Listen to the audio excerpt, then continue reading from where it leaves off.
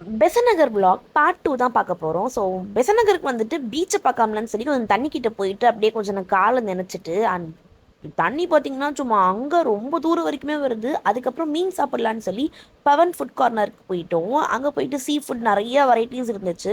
So first வஞ்சரம் fry வந்தது. சும்மா டேஸ்ட்டாக இருந்துச்சு. அந்த மேலே போட்டு கொடுக்குற மசாலா தான் வேறு லெவல் டேஸ்ட்டுங்க. அதுக்கப்புறம் பார்த்தீங்கன்னா எலிப்பூச்சி அண்ட் ப்ரான்ஸ்லாம் நல்லா வந்து சொல்லியிருந்தோம். சூப்பர் டேஸ்டியாகவே இருந்துச்சு. நம்ம சாப்பிட்றது வியூஸ் காமிக்காமலா அப்படின்னு சொல்லி நம்ம சாப்பிட்றது வியூஸ் சாப்பிட்ற மாதிரி தானே. இந்த விட்டுலாம் ஓவராக இருக்குது. சரி இருந்தாலும் அட்ஜஸ்ட் பண்ணிக்கோங்க.